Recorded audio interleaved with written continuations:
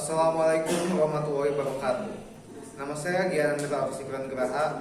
Kali ini saya akan menemani pemirsa semua dalam acara Breaking News hari ini. Pemirsa, kabar mengejutkan baru saja datang dari benua Eropa.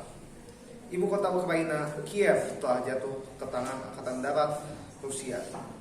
Diketahui beberapa minggu kemarin, Rusia telah mempercepat laju operasi militer mereka di pesisir selatan Ukraina atau Laut Hitam dengan memanfaatkan kondisi konflik internal yang terjadi dalam organisasi Uni Eropa dan NATO atau Pakta Pertahanan Atlantik Utara. Menyebab menipisnya bantuan militer dari NATO dan juga Uni Eropa serta bantuan ekonomi pula menyebabkan Ukraina kekurangan senjata untuk melawan angkatan bersenjata Rusia, terutama melawan gempuran drone, rudal, dan artileri. Pasukan Rusia pun memanfaatkan serangan taktik hit and run atau serang dan lari dan berpencar menjadi beberapa unit agar tidak mudah diserang dan dilacak oleh pasukan Ukraina. Belarus diketahui membantu Rusia dengan menyerang Ukraina dari arah utara, memaksa Angkatan Bersenjata Ukraina atau AFU membagi perhatian kedua front, meski jumlah mereka terbatas dan terus berkurang. Serangan gabungan Rusia dan Belarus itu menuju ke Kiev sejak 3 hari yang lalu.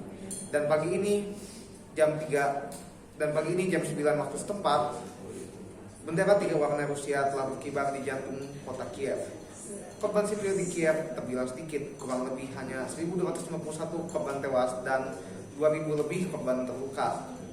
Rusia hanya menargetkan situs-situs pemerintahan dan fasilitas militer dari Angkatan Bersenjata Ukraina. Sementara bangunan sipil kebanyakan masih berdiri utuh maupun mengalami kerusakan. Sedangkan kehancuran pada bangunan sipil murni disebabkan oleh senjata yang meleset. Kerusakan yang dialami Angkatan Darat Ukraina cukup masif, meliputi 7 unit tank Challenger 2 buatan Inggris, 10 unit tank Leopard 2A Plus buatan Jerman, 3 unit tank Leclerc buatan Prancis, dan lebih dari 30 unit kendaraan lapis baja anti ranjau Max Pro buatan Amerika Serikat yang diketahui rusak atau hancur. Sementara pada Angkatan Udara Ukraina meliputi 9 unit MiG-29, 4 unit Sukhoi Su-25, 7 unit F-16 pemberian NATO, dan 2 unit F-35 pemberian Amerika Serikat yang sebelumnya belum diketahui keberadaannya secara resmi.